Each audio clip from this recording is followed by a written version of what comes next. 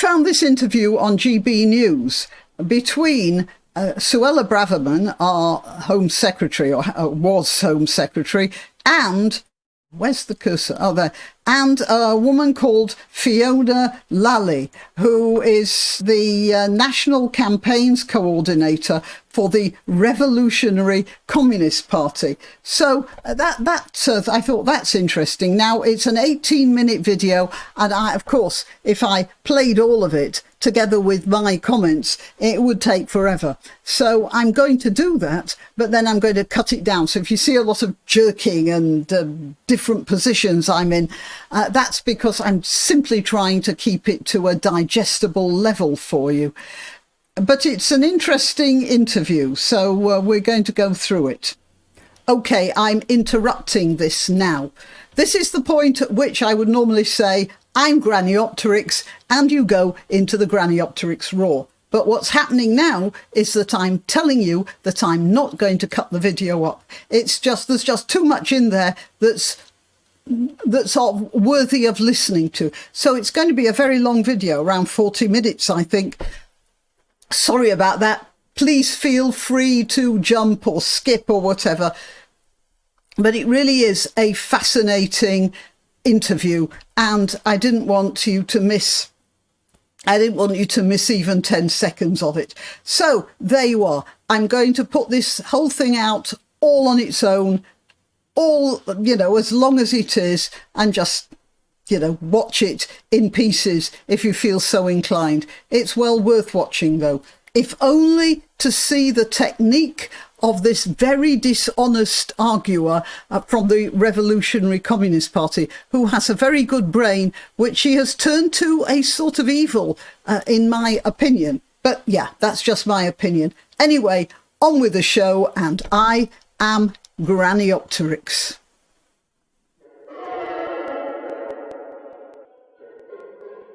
And this is the introduction. We gave protesters at Cambridge University the opportunity of a lifetime, really, to explain and justify their position to the former Home Secretary. Sadly, no one actually there decided that they wanted to engage, but we have since found one individual who would like to have their say with Suella. So welcome, Fiona. Thank you very much. Great to have you on the show. The National Campaigns Coordinator for the Revolutionary Communist Party, and Fiona has been actively involved in the student encampments. And I want to tell you something about Fiona Lali. Fiona is a rather upper-class name, and her accent speaks of an extremely middle-class upbringing and higher education. So I just thought, for those of you who aren't in Britain, you might not get that. Right, let's carry on. Yeah, this is an opportunity now, I think, for a bit of engagement, a bit of dialogue, really, which is what we're after. So, is there anything you'd like to say? Thank you. Well, I respect your opinions, and thank you for coming onto the show to take part in a discussion. One of my first questions that I was very keen to ask, were you at the encampments? Cambridge one, but other ones. Other ones, okay. And can I ask you what your view is of the events of October the 7th? What do you think happened on October the 7th in Israel? Well, obviously the camps haven't started because of October the 7th specifically. Right. They're starting, this week in loads of encampments up and down the country. She is not answering the question, is she? Let's carry on. They've been celebrating and having to memorize the fact that this week commemorates the Nakba, which took place 76 years ago, which means catastrophe, which is a massive symbol of what Israel has been doing for the last 76 years. This isn't about October. I want to tell you about the Nakba. The Nakba it means catastrophe. And the people who call themselves Palestinians now, who called themselves Syrians at the time, were by and large told to move by their Arab governments to get out the way, so that the Arab governments could come in and murder all the Jews, and then the Syrians could come back and loot what was left. That was the idea. There must have been some instances where the Jews actually pushed people out of the villages, but most historians have verified the fact that the Arabs, the local villagers, were just went I was on a pilgrimage in, about 5 years ago in the Galilee, and actually with a bunch of French Catholics. Just happened like that. There were a whole lot of them there. And there was one village that it was right next to a kibbutz. And the historical truth is that the kibbutz, before the whole thing erupted, they went to the village and they said, look, we're going to protect you. We're going to not do anything. You stay there. We'll be all right. And then the next day they went there and all the Arabs had gone. The village was deserted. And 20 years later, one of the people on the kibbutz was in the West Bank and found some people from that village in a refugee camp.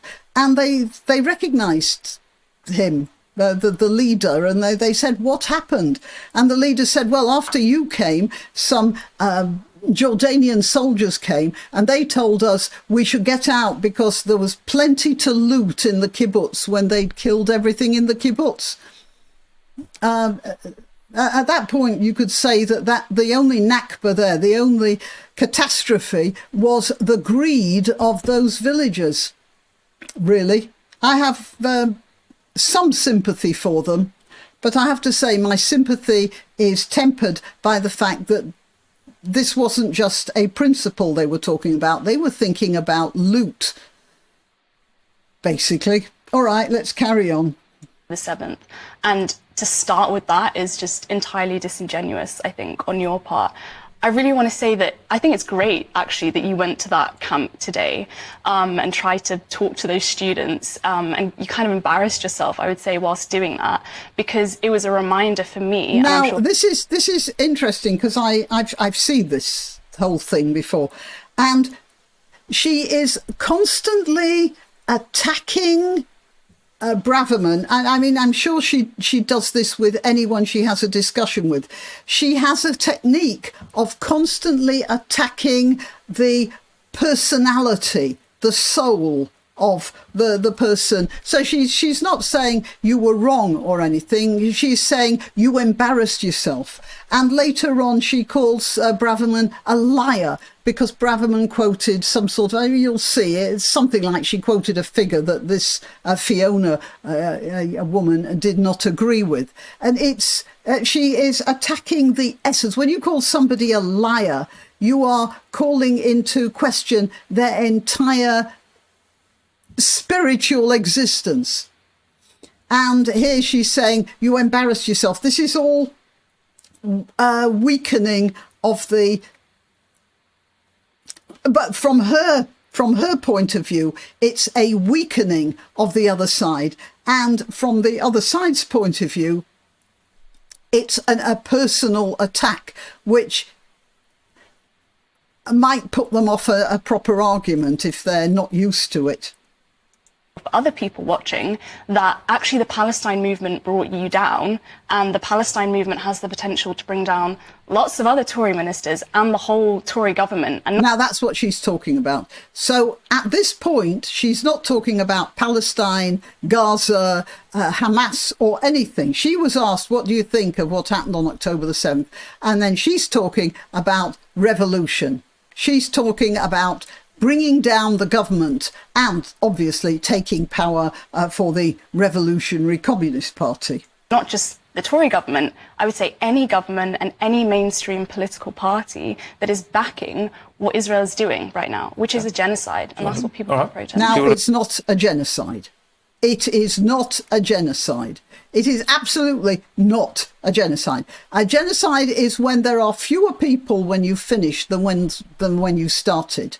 Now, there are more Gazans now than there were 10 years ago, like 3 times more. I don't know the exact figures. It's a lot. Bringing down the government. Well, so you're saying your encampment has nothing to do with the events of October the 7th or Israel's... And if you believe that, I've got a bridge that I'd like to sell you. Response to October the 7th. Is that what you're saying? It's totally detached to October the 7th and Israel's response? The only thing that is detached, I would say, is actually your views and your approach to this whole situation. Right, she's not answering the question again. She's very bright, this kid. Well, I don't know if she's a kid, this young woman, anyway. I'm not suggesting she's stupid. I just don't understand how her brain is working in that way. And the whole of the Tory government. The people, the student protesters, are very attached to what is happening in Palestine, and they are doing what they can in order to stop universities who provide, I think, £450 million to the Israeli state, to the Israeli military. Do you know how much Gaza got, Hamas got, and in the past couple of years? It was billions. I'll tell you what, I don't have the figure with me now, but I'll look it up and I'll put it up there. Billions they've got, and they poured it all into concrete for making terror tunnels. And she's talking about a comparative fraction to Israel. Rather than investing in their own education and what they should be putting money into. You are the one, and your government is completely out of touch with what actually the majority of people in Britain think about what's happening. The majority... Now, quite frankly, I think the only person out of touch is her, because if you... the proof is in the voting for the Eurovision, because Eurovision from across the board, most countries, the popular vote was for Israel. And it wasn't because the song was great. I mean, it wasn't a bad song. And Eden Golan, the singer, she's got a good voice and the act was good. But it wasn't as good as Croatia's. Anyway, the thing was, people voted for her and that song, not because they thought the song was brilliant, but because they wanted to show support for Israel. And she's saying that Suella Braverman is out of touch. People in Britain do not support what Israel is doing and actually want us to stop sending weapons. And you were saying today... Only people in her bubble. ...that we should send more, which is completely opposed to what people in Britain actually want. So I think you're detached. Right. So on arms. So can I ask you, what's your view of I said before that Fiona has an upper class type accent, and she just said Britain, which is not upper class. And I have a feeling that she has a very middle class, a very well-heeled parents, and she's brought up in that environment. And now she's trying to flatten her language to be more proletarian. That's the feeling I've got. It could be wrong. I don't know. If Fiona wants to contact me and tell me, I'd be happy to hear. Then more, which is completely opposed to what people in Britain actually want. So I think you're detached. Right. So on arms. So can I ask you, what's your view of Hamas? I don't want to talk about Hamas. Right. So again, Braverman says, what about Hamas? And she doesn't want to talk about Hamas. But it's Hamas that's the whole reason for all of this. That is the beginning and the end of what's going on in Gaza. She's refusing to talk about it because it means she is going to have to come out and say, I support rape, looting, murder, and indiscriminate violence. And of course, she doesn't want to say that. I want to talk about why. And the reason that you want to talk about Hamas is because you want to keep justifying spending more money for Israel, right? Sunak earlier. Braverman wants to talk about Hamas because Hamas are an evil, genocidal bunch of Nazis. And she is supporting them. But she has enough sense to know she can't come out and say that properly. A month or two ago was talking about increasing defence spending to 2.5%. They want to spend loads of money on that, but no money on the NHS, no money on education. You want to cut... The NHS is incredibly expensive and wasteful, and they are spending lots on the NHS, probably more than we need, because a lot of NHS funds go to things like trans issues, for instance. No. And we need more to be spent on defence because we can't rely on anyone else to defend us. I'm sorry, guys, least of all America. OK. Pensions, you want to cut council budgets. That's what the government that you support is doing. This is a communist sort of view of the world. I have absolute sympathy with that. Everything should be nice. People should be educated like Eton. Every old person should have a wonderful pension because they've spent their lives working, or most of them spent their lives working and deserve better. And healthcare should be the best in the world. It should be. All of this should be. And the question is it possible? And in most cases, it isn't. Now, I'm not suggesting that our government is not wasteful and stupid, but this is the sort of utopian idea that leads to hell. Really, the road to hell is paved with good intentions, isn't it? Which is causing serious suffering in this country as well. So this is not to do with Hamas, it's not to do with Israel, it's about the Conservative government. Is this an anti-Conservative? You're bringing up Hamas, of course, but anti-Conservative. But that's what they're there to talk about, Hamas. Because the Conservative government is facilitating and supporting a genocide. And not just that. I have to say, she keeps repeating genocide. There is no genocide. There's a war. There's a difference. Also overseeing a horrific set of policies, austerity policies, that are damaging everyone's lives in Britain today. OK. So you have no view on Hamas, and you have no message for Hamas, and you have no I'm not here to connection talk about Hamas. You're not here, right? So you don't have a view. Connection to Hamas. OK. And so she was at protests, but she has nothing to say about Hamas. What's your message? Do you believe Israel has a right to exist? What is your message to the majority of people? She's not answering the question. In Britain who don't support you, who hate the Tories, who hate you specifically. There you are. She's talking about hate now. People who hate you. Again, she's attacking Braverman. She's attacking Braverman personally. She's attacking her insides, her soul.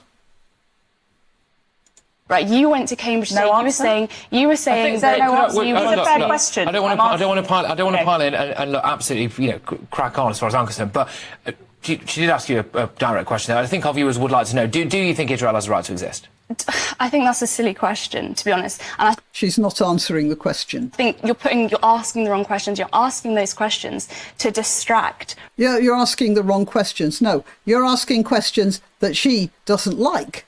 That's not the wrong question. It's just a question that she doesn't want to answer. From the central point that I was making, which is that the reason you don't like these student protesters and you don't like these encampments, one is because they've already brought you down, but two, it's because of what No. We don't like the protesters because they're getting in the way and they are threatening minority students or, Jews or people who disagree with them. They don't have to be Jewish. That's why we don't like the protests, or what she calls protests. Represents, which is a growing movement and a growing feeling in this country, which is against the Tories and against any main political parties. You have made that point. I am very interested. Although when I did go there were lots of posters about Israel. There were posters about Palestine, and there were placards about Gaza. So we can't completely ignore the issue about what's happening in Israel and Gaza. Let's talk about it seriously. Let's talk about what the Israeli state has done for the last 76 years. Right, so there, she's now a deflect and, back to the same thing. She's not saying she disagrees with Israel. She's just saying Israel is doing terrible things. It's defending itself. That's what Israel is doing. Would you say that Israel has a right to defend itself? Israel does not have the right to do what it is doing right now, which is... Again, she's not answering the question. And, well, I think probably Israel has no choice but to do what it's doing, which gives me no... I don't feel any sense of happiness in saying that, but I can't see any other way of dealing with it. As you can't put out, they've got to get rid of Hamas. You can't put out half a fire. a genocide, which is the criminal enslavement and trapping people. And there she's using genocide again. And now she's referring to enslavement. The Israelis aren't enslaving Gazans. She's just throwing words around.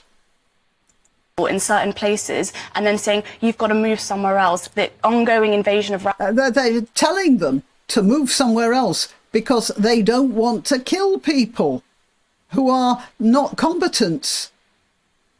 Rafah that's been spoken about today, the displacement of millions of people. Of course they don't have the right to do that, and no one thinks they do. Right. And you posing those questions is exactly what makes students in Cambridge think, I don't want to talk to you, I don't want to talk to any war criminal, I want to grow this encampment. I don't want to talk to you. She says the students in Cambridge don't want to talk. But she says, I don't want to talk to you. She's talking as the students in Cambridge. I don't want to talk to you. I don't want to talk to any war criminal. So again, attacking Braverman in a way that it's very difficult to get back without derailing the conversation. She's very clever at this. She's very good. Probably well practiced. Grow a movement. It's quite strong stuff. I mean, as far criminal. Yeah, I mean, so Yeah, you are a war criminal. how would you respond? How would you? So Braverman says, I'm not a war criminal. And she says, you are a war criminal. No. She's defined war criminal in a way that that's not a definition. It's her definition. It's her truth. You respond to that. I mean, you know. Well, you made some interesting points there about genocide. So let's focus on that. So the legal definition of genocide is the targeted destruction of a group of people defined by their race, their nationality, their ethnicity, or their religion. In what way would you say that Israel is targeting a group by those standards? That's serious. In what way is Israel targeting a group? So the killing and the injuring of over 100,000 people already. Now, this is sort of figure inflation. Even Hamas talked about 30,000. And recently, the Hamas figures have been revised down by Hamas because statisticians got to look at their figures and said they don't make any sense. So she's using false figures here. And she knows it. Doesn't feel like a targeted approach towards specific Hamas, people. And they are aiming You don't believe to that. degrade. You don't believe that at all. And you're saying... Right, so Braverman said they're not targeting Gazan citizens, they're targeting Hamas. And then she is saying, oh, you don't believe that. So this is all going on in her mind. My point to you, because I've listened to you quite a lot, what do you say about the very legitimate aim, I would put to you, that Israel is targeting a terrorist organisation called Hamas and is aiming to degrade, destabilise and even kill Hamas terrorists? No. I disagree with that. I disagree with that completely. And calling it legitimate, you're talking about legal. Even if you want to talk about the legal world, law, whatever, all of those like institutions, the International Court of Justice, have also said that legally what is happening and what Israel is doing is a genocide. Well, that's wrong. No, that's absolutely wrong. I saw a video in which the head of the International Court of Justice said, there is no genocide going on here. Actually, she said that. And so, you see, she's come up with a structure and she's prepared to defend that structure. And it's her structure. It's not reality. Moving towards a genocide. Let's stick to facts here. Okay, let's stick to facts. That is actually 40,000 people dead. Fine. More than just that. a minute. Right. So she said 100,000 just before. Now she's saying 40,000, but it isn't even 40,000. That's Injured, millions of people displaced. That is the reality. Millions. OK, there's 2.5 million people in Gaza, and some of them have not been displaced, by the way. It's just people in areas where Hamas has embedded themselves. Those are the facts on the ground. Well, again, let's stay with facts. So the International Court of Justice has not said... It doesn't matter at the end of the day. Right, it doesn't matter now. Right, so she gave 2 sets of false figures, and now, having been correct, and then said the International Court of Justice said it was genocide, and then when Braverman corrects her, she says, oh, that doesn't matter. I mean, it doesn't. We can argue over specific words. We can argue over specific words. It is a fact that they are enacting a horrific massacre right now. And you talking about... Right, she's changed it a little bit, hasn't she? And there's a perfectly straight face. I'm just astonished at the skill with which she does that. I couldn't do that. I'm quite envious, actually. About Hamas. It's just a smokescreen for their general interests in the region. And it's not just them acting by themselves, is it? America is backing them financially, militarily, and our government is backing them financially, militarily. And students are protesting because they want to stop their universities investing in that entire system. And it's not just the students who are protesting. Obviously, there have been protests all up and down the country, protests that you tried to attack and failed to do. And the protests grew ever since then because you are out of touch with what people actually think and actually want. Well, that's interesting. One of the key things that defined that particular moment, really, of British political history was the hate marches situation. Yeah. Okay. Yes. So, you know, how would you respond to some of the things that have been said there about that? Well, I mean, I just want to correct a few things for the record. So the International Court of Justice, and I think you dismissed them as words and irrelevancies. I don't think what the International Court of Justice says is negligible. The International Court of Justice has not said categorically that Israel is committing genocide. Okay. The International Court of Justice has said that the Palestinian people may have a plausible right to be protected from genocide. No one would disagree with that. But we must be careful about miscommunicating and misrepresenting what the International Court has said. It has not said, and indeed no authority has said, that Israel is committing genocide. Okay. There is no evidence for a genocide. No evidence. Second thing I would also say is that... Is that real? We're going back to the marches. Now, the issue of the marches, of course, everybody has the right to peaceful protest and expressing their views. But what we have seen, and I'd be interested in your views, is anti-Semitism. We've seen from the river to the sea, Palestine will be free. That is an anti-Semitic chant calling for the eradication of Israel, the eradication of Israelis, and the eradication of Jewish people. No, you're a liar. You're a liar. On every single one of these mass protests. So Braverman says that river to the sea chant means Israel will be obliterated, which he does. And then she says, you're a liar. That's, again, this is the sort of thing that's likely to get a less self-controlled interlocutor to bridle and there's another horse analogy, to bridle and to start arguing in another direction. She is definitely trying to deflect Braverman. Braverman's cleverer than her, which is nice to see, and is not bridling at that. You're a liar. That's not right. She has seen we've all seen the demonstrations. We all know what they say. That's right. There is a huge Jewish bloc in all of these encampments. The encampments that you went to today, even in Cambridge, talking about all this kind of stuff. The Cambridge group, Cambridge Jews for Justice, they said you are weaponizing their identity to promote a culture war, and that's all this is, because you've got no actual real policies or statements or anything. The thing that gets me is that later on, she'll be playing, her friends, and will be playing this, and they'll be saying what a marvellous job she did of destroying Suella Braverman. And they'll probably feel quite pleased with themselves. They live in an alternate reality, these guys. To offer people in this country, let's be honest, the reason you're here and the reason you went today is because you want to be the leader of the Tory party. You're interested in your career. There you are. Again, attacking Braverman. You're over-ambitious or something like that. Yeah, you're not really talking about this. You're trying to be the boss of the Conservatives. That's actually, whether she is or she isn't, neither here nor there, and has absolutely no bearing on the validity of the argument.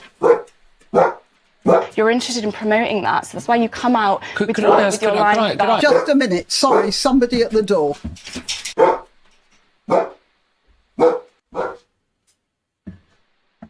Unfortunately, this is going to take me a bit of time, so I am going to stop the recording here, and I'm going to pick it up in a few minutes.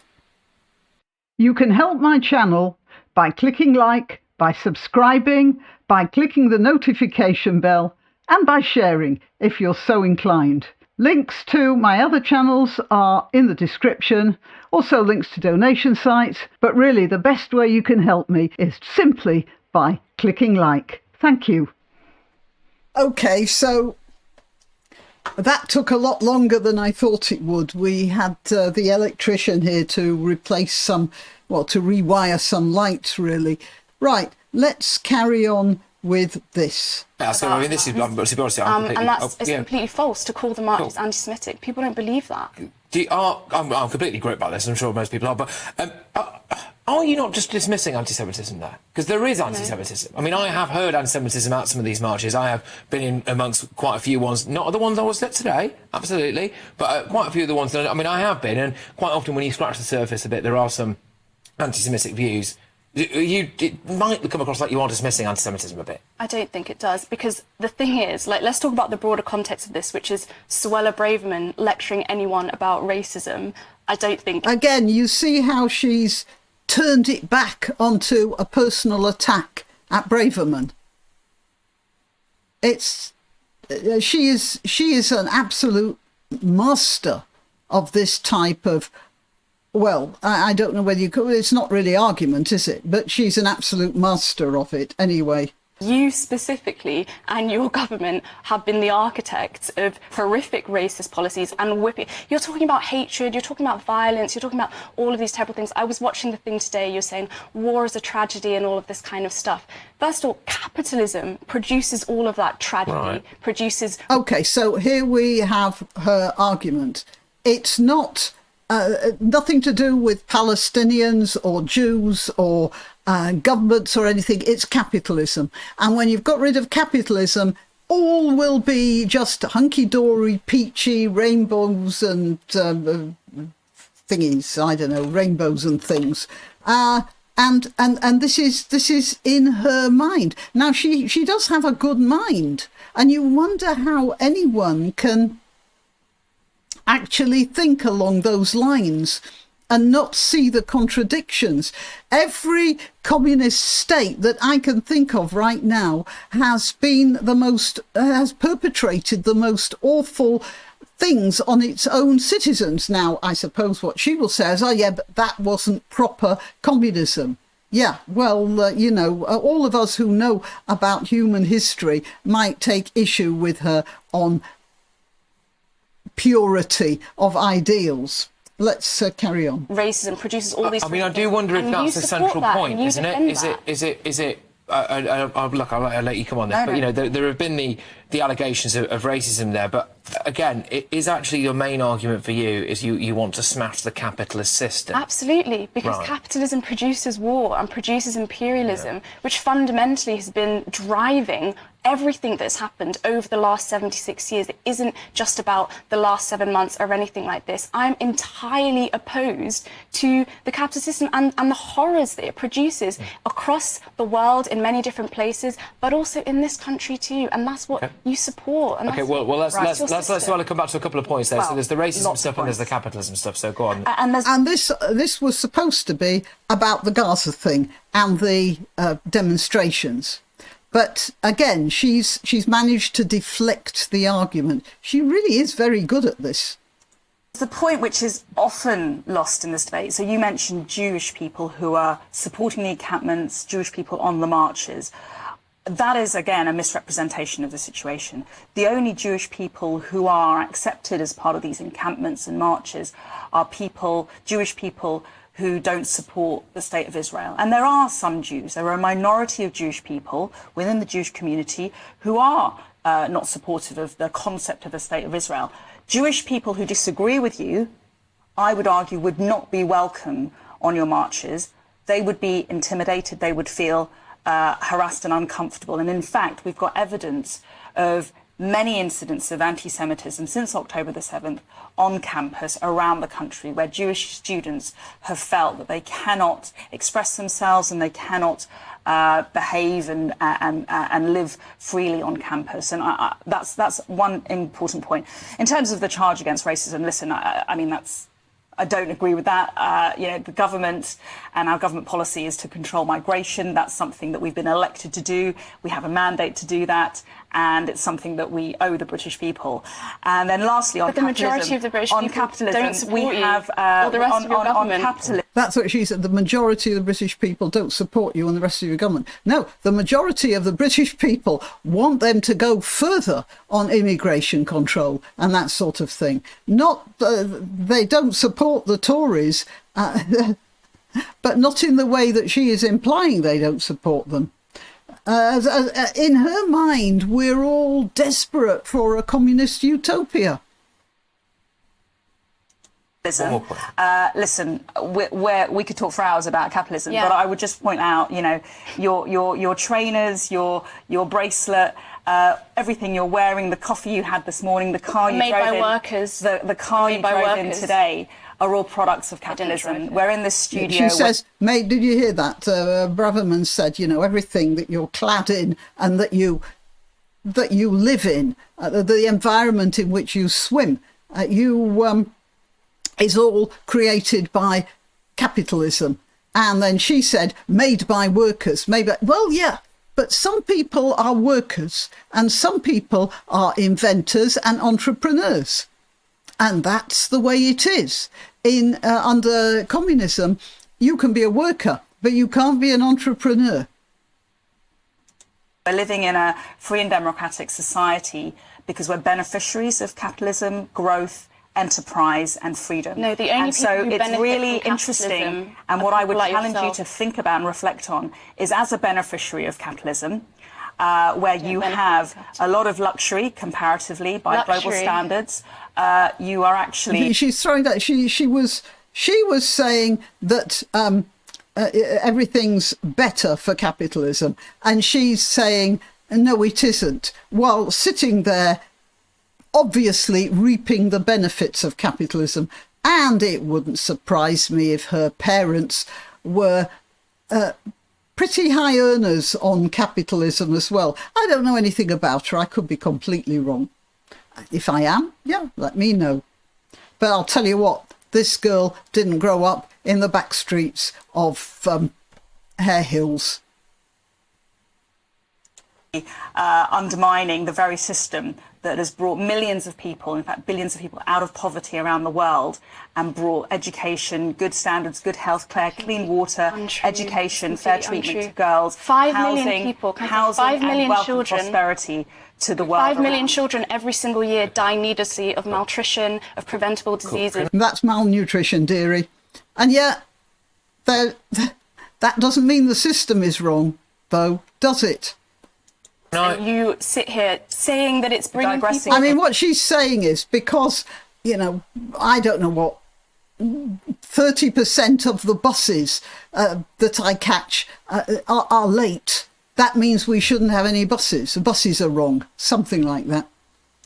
Yeah, can I ask? Let's talk about the Palestine. Yeah, that's exactly that. So I just want to... Right, so she's now she can't talk about capitalism. Now it's back to the Palestine thing. I want to ask you a quick point on this, because I've now been to a few of these, a couple of these student encampments, right? I'm not convinced that the vast majority of people at those encampments are actually students at those universities. Could you explain about how you organise these? Because I think it's important for people to know. Like the Cambridge one, there's one at Oxford, there's been one I think at Sheffield and Leeds and places like that. Because it's easy to give the impression that these are students at those universities, and I just don't think they are they? And why do they wear masks? They are. Are they wearing masks? Why are they concealing their identity? Some people wear masks, some people don't. These are pretty much students. Yeah, why are they concealing their identity? Most of them are masked. Why is that? Now, some of them may be students and they don't want to be marked out for when they leave university, in which case they're hypocrites. And some of them are obviously not students and they're just hiding the fact that they're professional agitators. It's not outside the bounds of possibility that there are some agitators whipping up these demonstrations. I mean, it's very well organised. There are all these tents and all the rest of it. Where did they all come from? Somebody is financing it. I suppose there might be some people watching this video who'll say straight away Soros. I'm more inclined to believe that it's more to do with places like Russia and Iran. Yeah, but yeah, you pays your money and you takes your choice on that one. But definitely something is organising it. It's not just spontaneous, not like that. Everyone was These are wearing a mask student today, I've got to protests, say. right? These are student protests, and in some places, other people, not students, have gotten involved, and I think that's a great thing. Are these students at and I the think university? they should grow, So because I think the staff from those universities should get involved, and in almost every single one of the encampments, there's statements of support from the staff who want to encourage the students, and not just that, wider people from the community coming to provide food, to provide support for what the students are doing. And the reason that they're doing that is because everyone has realised that you can't. I don't notice local people coming round with food. I do notice people from their organisation coming round with food, slightly different. And as I said, seems to me there's a lot of organisation behind this that has nothing to do with the students. Not appeal to politicians. There's not a single politician in this country that is actually going to do something to try and stop what's taking place. And they are realising the only faith that people can have, the only power that people really have, is in themselves. And that's what I'm here to promote. And that's why we need to widen out the encampments and grow the movement to beyond what it currently is doing, so that we can actually halt the government and their support for the war. So she's talking revolution. And Palestine, she is sort of admitting that it's just an excuse. War machine in Okay, right. So there we go. So I'll give the final word on this, because we are very pressed for time. You know, you have had a good opportunity here to engage with somebody, you know, in a wholehearted discussion about what you've seen. What's your view on what we've heard? Well, having discussed a little bit, I mean, you know, one thing that strikes me is, you know, the lack of facts in the conversation and in the debate. Oh, she's so polite, isn't she? The lack of facts. That's it, right. The total ignorance. The slightly irrational perspective on, you know, basic facts of our society, of which you're a beneficiary, like capitalism, but you'll never, you know, we won't agree on that. And ultimately, your refusal to answer basic questions about Hamas and Israel's right to defend herself right now. It's, you know, interesting to hear your views. We're not going to agree. I'll give you a fact. 40,000 people killed by Israel, nearly 100,000 injured in the... No, and that's wrong. That is not a fact. And at least half of that, and probably more, are Hamas fighters. Well, terrorists, thugs, gangsters, or whatever you like to call them. And so, yeah, again, being inaccurate with some facts and making up other facts. That's her truth, of course. Process. Millions of people dismissed. Not a fact. That is a fact. Could I just ask one more important point? And you're a liar. Look, one more really important point. Just, you know, it's a yes or no, really. Before we go, does Israel have a right to exist? This is the wrong question that Well, you're asking. well, okay. I think that's quite sad. And should the hostages be released? Listen, like, why? There you are. She's talking about humanitarian issues, and she will not even criticise the fact that a whole bunch of gangsters went in to some farms and stole people and treated the prisoners the hostages they took dreadfully. And she can't even condemn that. Why is this conflict happening in the first place? Who is responsible for it? Say yes to that. Who is the responsible for it? Do you believe women were raped on October the 7th by Hamas? I believe there is a lot of violence taking place across that whole region, and I think Western imperialists are the first people who set up that problem in the first place, and they're continuing to back everything that Netanyahu refusing is doing. to condemn Hamas. And you refuse to condemn the whole system that produced all of that violence in the first place. Both of you, thank you very much. I do honestly think that is one of the most gripping parts of television that I've been a part of, and I want to say a massive thank you for coming in and for talking seriously, and so I want to say a massive thank you to you as well for being a part of today's output. So both of you, genuinely thank you very, very much. It's really quite depressing that somebody with that sort of intelligence should be that indoctrinated and that stupid. Okay, till next time. Why not treat yourself or a favoured relative or friend to these magnificent examples of merch? The mugs and t-shirts come in the granniopteryx design or Granbo with a firearm or the more deadly knitting needles. Go to www.granniopteryx.com and whatever platform you're watching this on, please click like, subscribe and share, share, share.